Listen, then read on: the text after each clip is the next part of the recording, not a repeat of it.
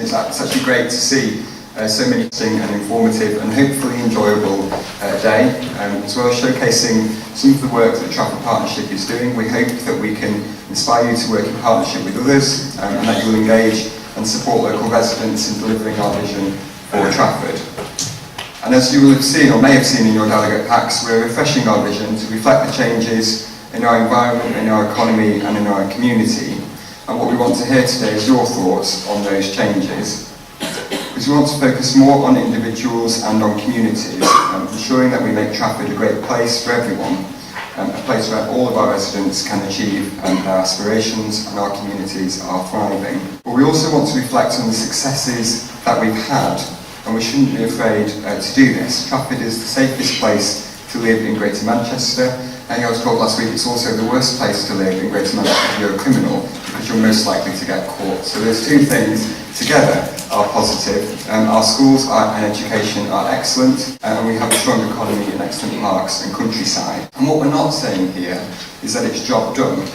Well, as we'll hear from our guest speaker later on today, called Matt Russell, we should recognise the positives. We have great assets here in Trafford, and we have great people, great communities, and we should build on everything that is good about our borough. And this year, Trafford is 40 years old. It's a lot older than I am. But as part of our Trafford is 40 campaign, we have a programme that promotes all that Trafford has to offer. And we want local people to come together and celebrate. And indeed, one of the pieces of information in the pack is a bit more about Trafford is 40 campaign and the big lunch that we're looking to have in June. So I want as many people to get involved with that as possible. We know that where people are proud and they take care of their area, that they take care of each other also, and that has to be the way that we work together in partnership. And this in turn leads to greater resilience in our communities and reduced demand on public services, enabling better use of our resources and to focus those on most in need. And I urge you all to try and get behind the Trafford is 40 programme and get involved and encourage others to do that so that we can all enjoy all that is great about Trafford. As a partnership, we're continuing to achieve positive outcomes, and we're working more creatively, doing things differently, and collaborating, co-locating and co-producing.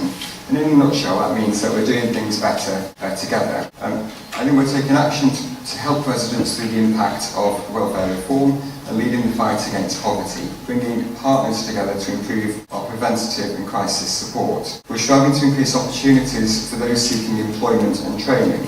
For example, the Partington Pledge, soon to be rolled out to be the Trafford Pledge, which brought together employees with young people that were unemployed to try and tackle unemployment, particularly in the Partington area, but like I said, will be rolled out across Trafford. And Thrive Trafford is delivering great work in supporting the third sector to adapt to a changing world. Our Diverse Communities Board and Safer Trafford Partnership have worked together to tackle hate crime, supported by £40,000 from Trafford Council to fund local projects, ensuring that local communities provide sustainable solutions to those issues. And this year the Council will be supporting the work of the Diverse Communities Board and locality partnerships with £150,000 to support voluntary community projects. And 2013 also saw the launch of our new Strategic Sports and Physical Activity Partnership, which will build on the success of the 2012 Olympic and Paralympic Games and maximise the economic health and community benefits, having a borough full of iconic and varied sporting clubs. And I say that as a Manchester City fan.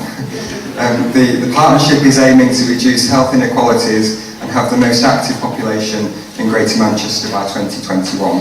And thanks to Trafford Leisure Trust, at lunchtime today there'll be opportunities for you to find out more and get involved in some activity, which I'm sure we'll all need by the time we get to lunchtime today. But whilst we're improving services and achieving efficiencies, we know that we must continue to drive forward positive change, because we know that the economic and social challenges that we face as individuals, communities, organisations and as a borough are difficult for us to overcome.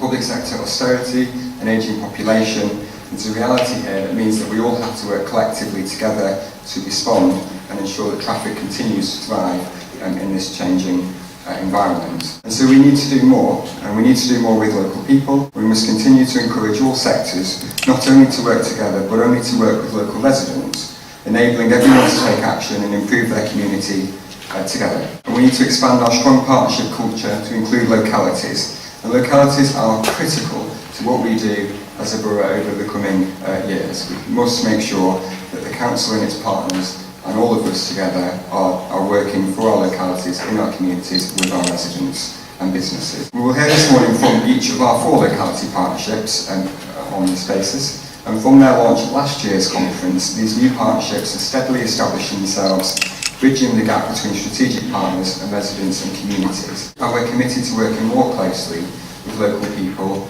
and see the locality partnerships as a place where local people can influence decisions and develop action in partnership with others. But we must recognise that developing new relationships and new ways of working takes time, and it's not without their challenges. But what I see so far, I'm greatly encouraged by. I'm confident that the further work that we do with our locality partnerships, and we'll see them play a key role in working together across the borough.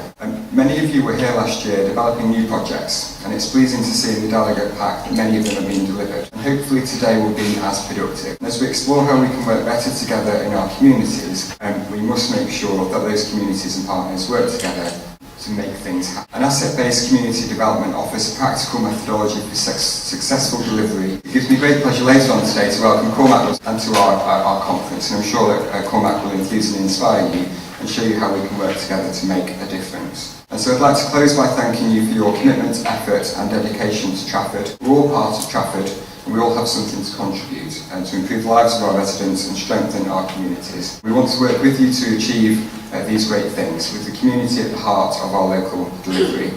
And so I hope that you enjoy the day, and I look forward to working with you all in the future. Thank you very much indeed. We launched locality partnerships at this conference a year ago. They first met in June. They've had a number of meetings since. The whole idea behind them was we needed to find a structure which was smaller than borough-wide, but larger than local neighbourhood. That's what we needed to do. There are many community groups who are saying it's really hard. How do we engage with health? How do we engage with police? Or how do we engage with whatever statutory authority is? And we needed something in the middle. That's what the intent is here in terms of the locality partnership. Lisa, where are you from? Morning, Roger. I'm from the West Locality Partnership, which has recently renamed itself the UPP, which is the Ermsted and Partington Partnership. How many times have you sort of met together and... We've met sort of over the last 6 months quite a lot actually, and yeah. We've started off subgroups, which has been really interesting. So we've met probably once every 3 months, but then we've had small breakaway groups which have met far more frequently. So why are we having this? Okay, from your perspective? From my perspective, very clearly, we have a clear directive, but if I can sort of put it into layman's terms, want a better expression, it's just about bringing the statutory bodies closer to the local communities. So it's about engaging those statutory parties with the communities, but also with other bodies as well. Really, we've been looking very closely about what it is our role is as part of this Ermsted-Partington partnership, and we've decided that we're enablers, really, for want of a better expression. We are the sort of the linchpin, really, to understand what's going on in the community, to try to encourage local residents to be involved, but to give people a voice so that they feel that they can actively contribute to the work that goes on within our communities. Okay. What are you most encouraged about? I'm most encouraged about the enthusiasm, actually, and I'm probably quite biased, but the enthusiasm that my locality partnership bring to the table. We've got some fantastic people on the West Locality Partnership Board, but also some of the work that we've started to do. We've been looking particularly at areas such as childhood obesity, green space, and I'm particularly encouraged. We've been working with the Environment Agency and also Red Rose Forest, along with some organisation that at the moment shall remain nameless, but have offered to work with us to kind of create a strategic view about sort of developing our green space and the Mersey Valley.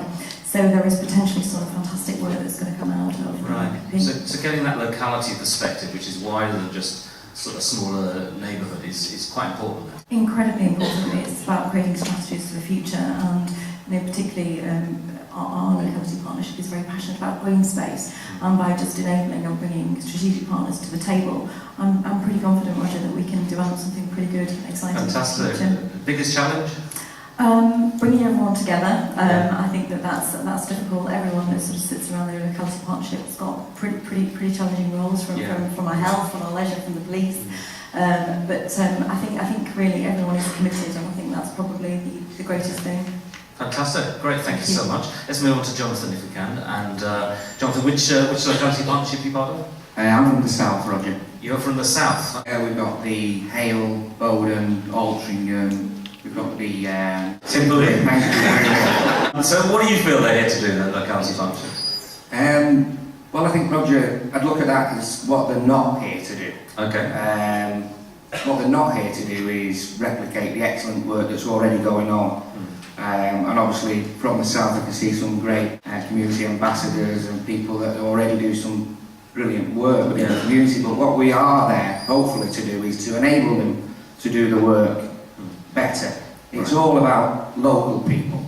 Yeah. So we're looking in the south, quite clearly at people in the south, and local projects that are going on there. Okay, great. And recently you've just helped improve the voluntary sector grant process, apparently. Well, we have, Roger, yeah. We went through the first round of the voluntary sector grants, and we only had 50 people come in, which really, when you're giving away money, is quite bizarre. Right. And we looked at the process. We thought the process wasn't right because we were expecting a lot more people to come. And we've changed the process. And the last time we got 200 people, which is an amazing increase from the original one.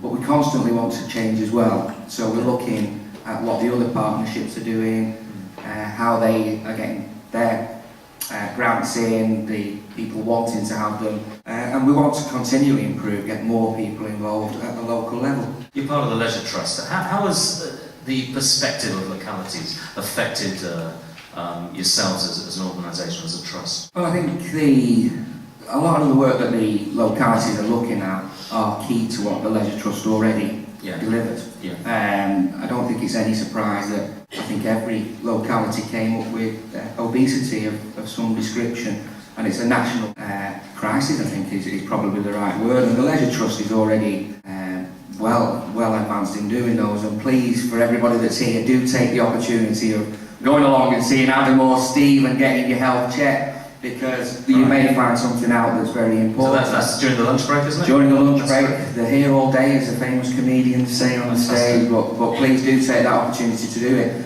And yes, we get involved. We're a very large organisation within Trafford, and we get involved. We try our best to get more people, more active, more often. I'm sure you're all familiar with that saying. I know my chief executive who sat there is.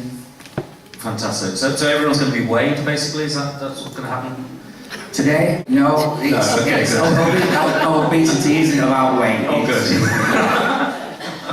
Fantastic. Thank you so much. Mike, you're from the North area, and which colours? Old Trafford and Stratford. Fantastic. And right, yeah. And I suppose that normally those two don't necessarily get put together. I mean, I suppose they're described as part of the north of the borough.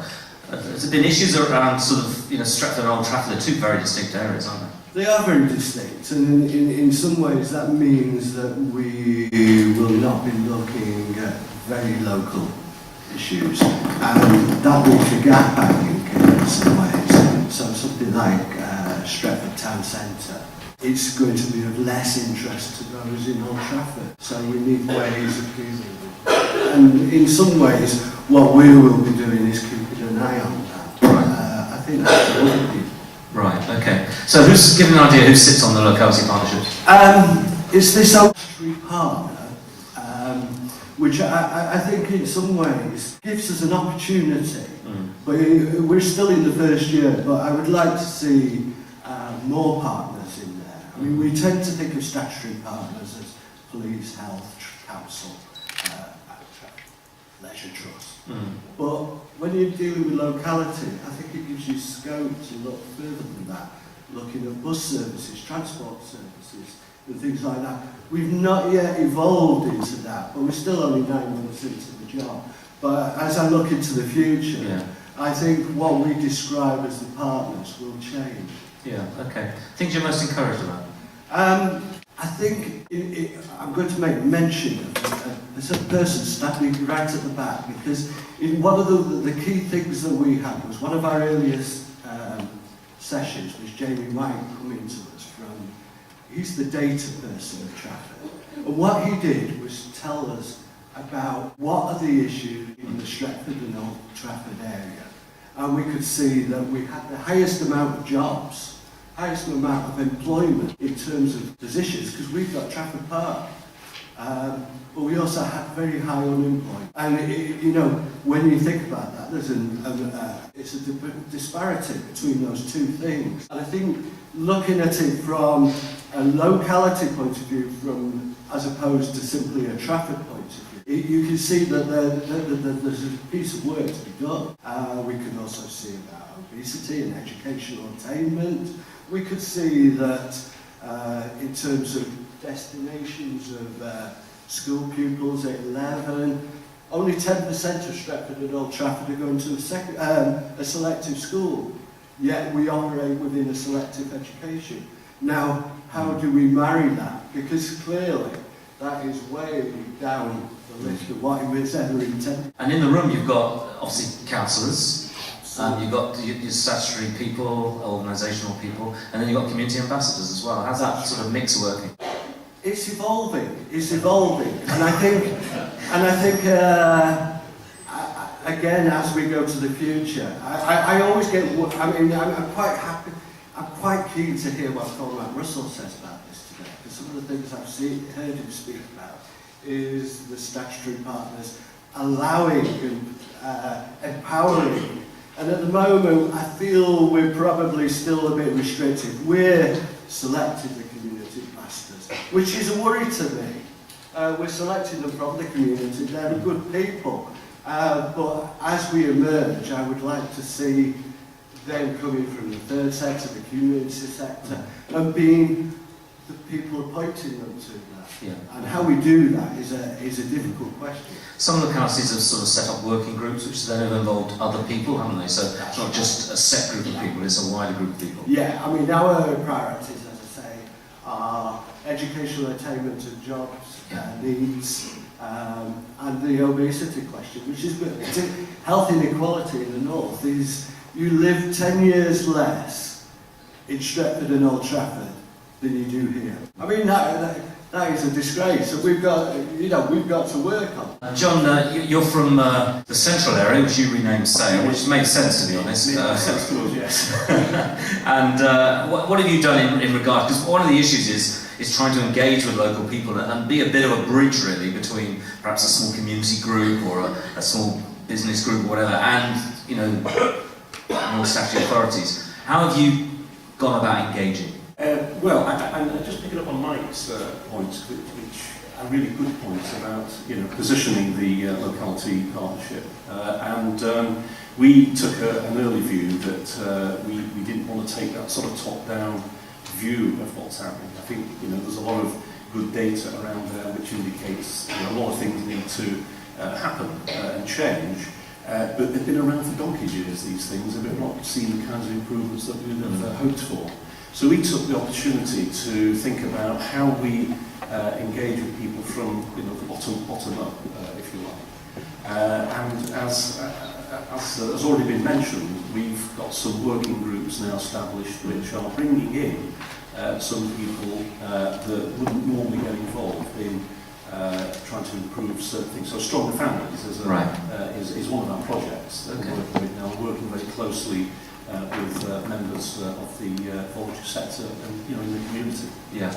But in terms of sort of engaging with a much wider number of people, I mean, there are loads of ways of doing that. Recently in Sale we had an open day right throughout the Sale town centre where we brought together. Yes, there we go. There's some images going to flash up, I think.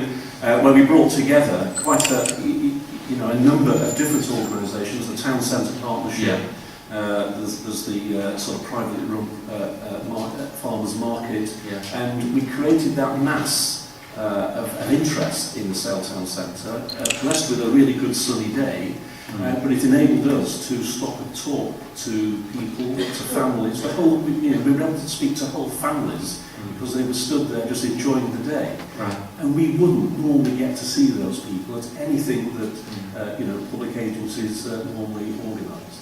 So that's an approach that we've been taking to listen to those views and use those views then to inform the sort of ideas and projects that we want to take forward.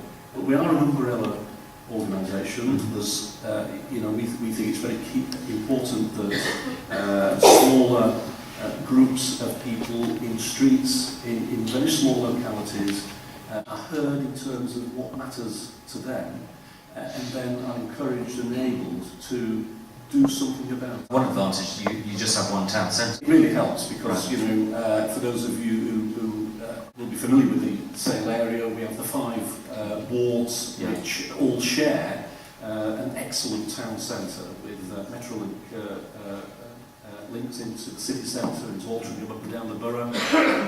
It's a town centre that's got lots of potential. It's dearly loved, and we are, on the occasion that you can see here, we just used it to bring lots of people together and start listening to what people have to say. For all the work you guys have been doing, so let's put our hands together and give a round of applause. Good morning.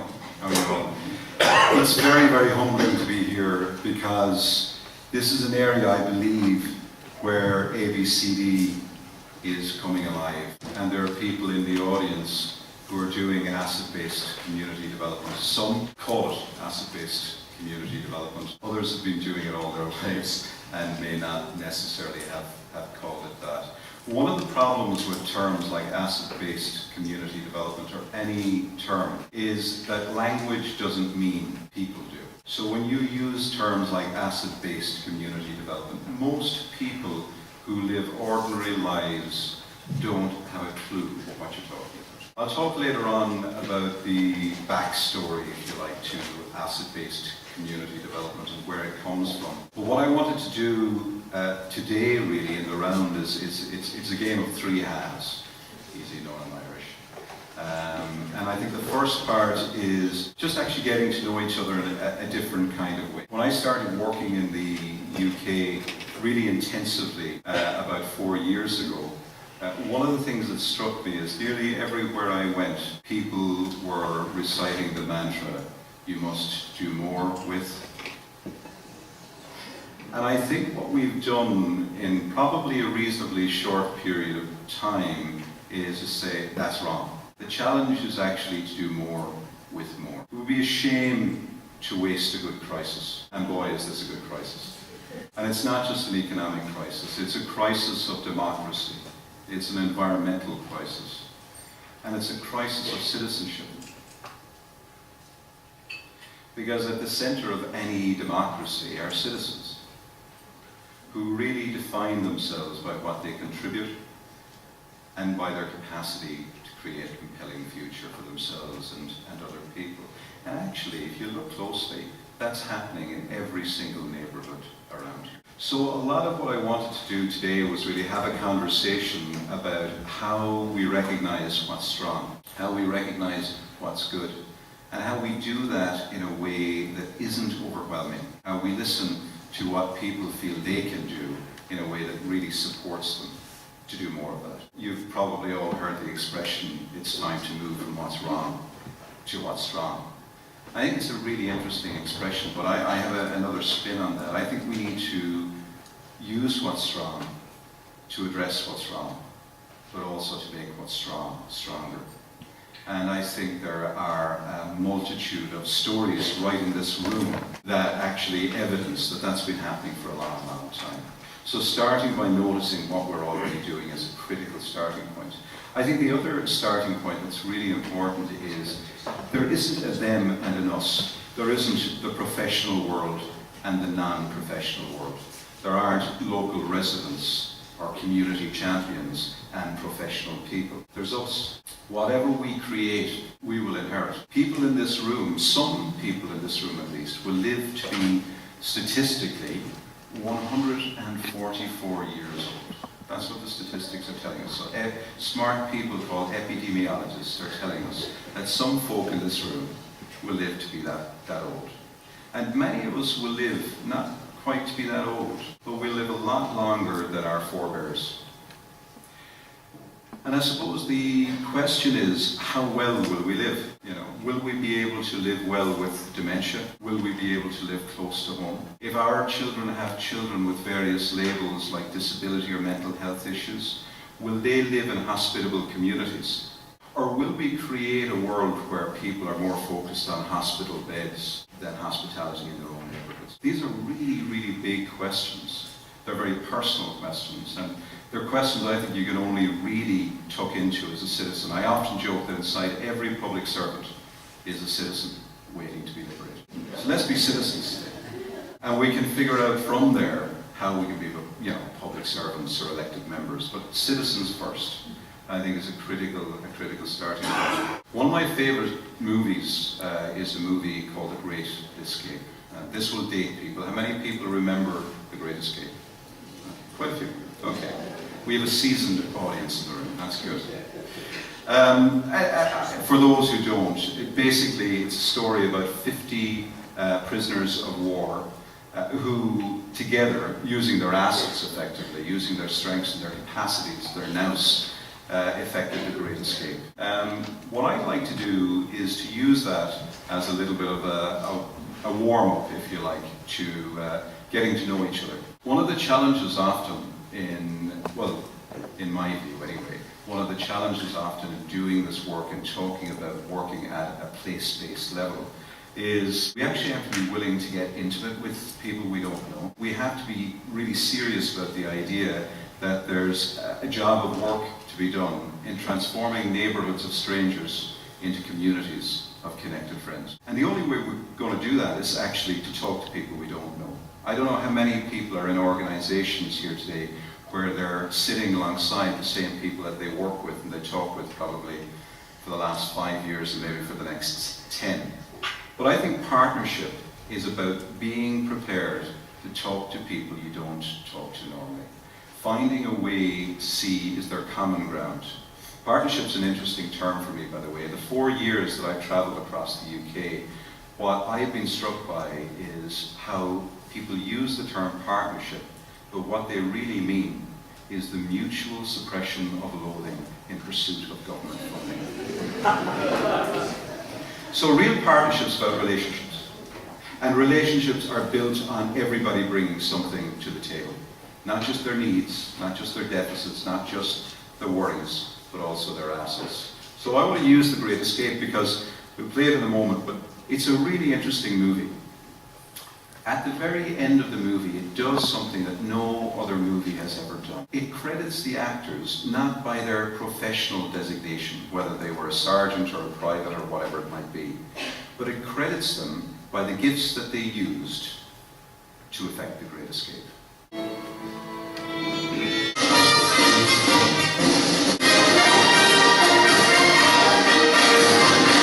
It's an escape away from a deficit mindset that maps Trafford by its misery and its problems and all the things that aren't going well into a different view that actually starts looking at what is going well and what is possible.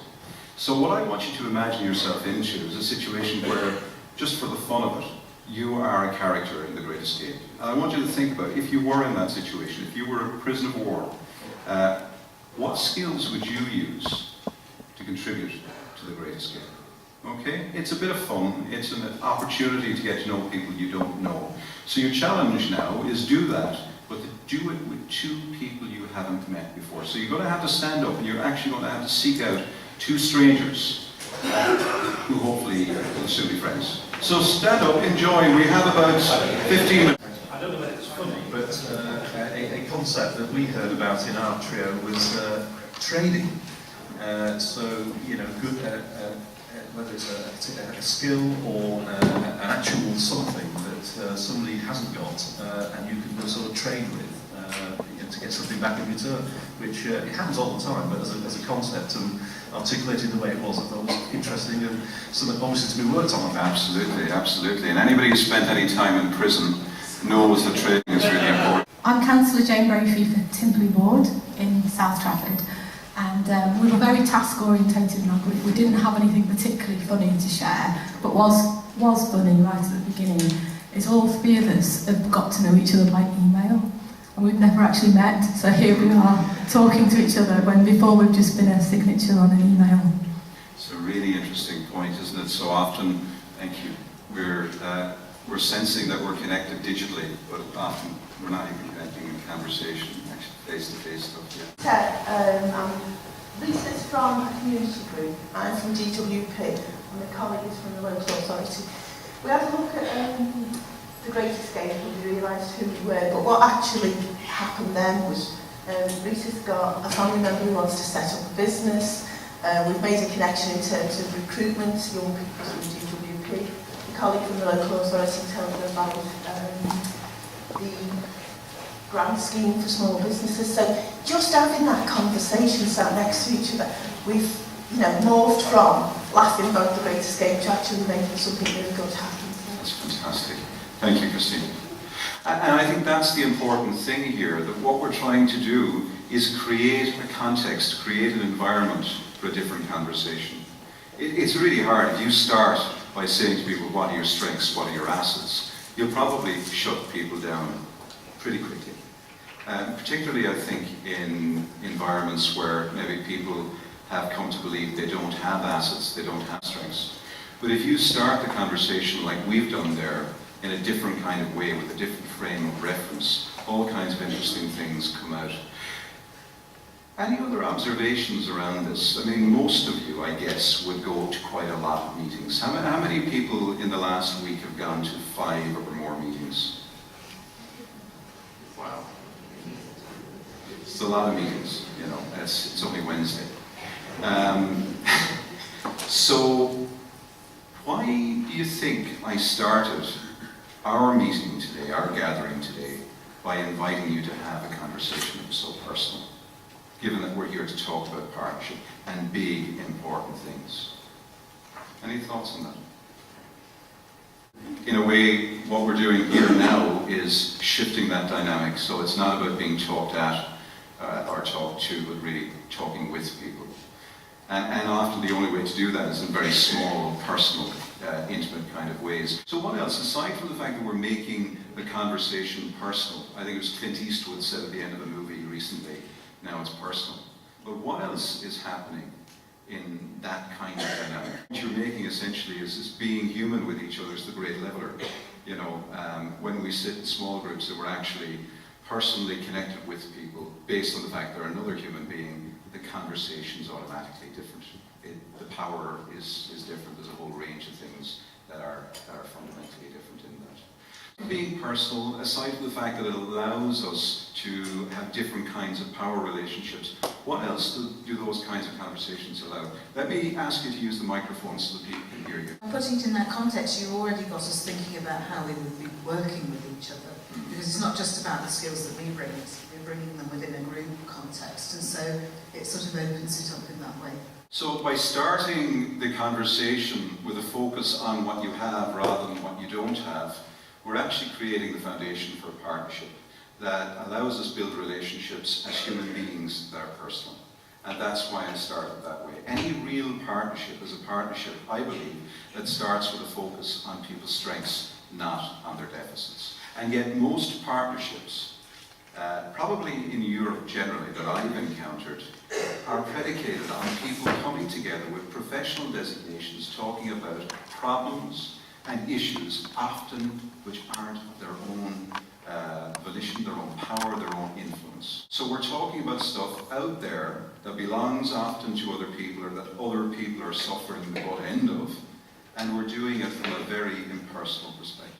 Recently, a colleague of mine, Jim Deers, who started the Department of Neighbourhoods in Seattle in 1988, was announced by the mayor of Seattle as having died.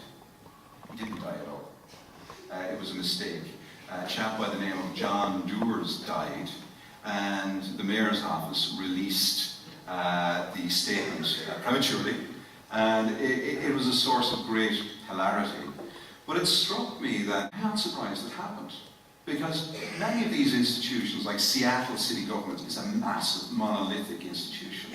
And in a sense, they've become so big that they really don't know who's dead or alive, or if you're dead or alive. Even somebody who transformed Seattle City Government, who actually changed the shape of city government forever, in Seattle. He's not somebody that they personally know once he retires.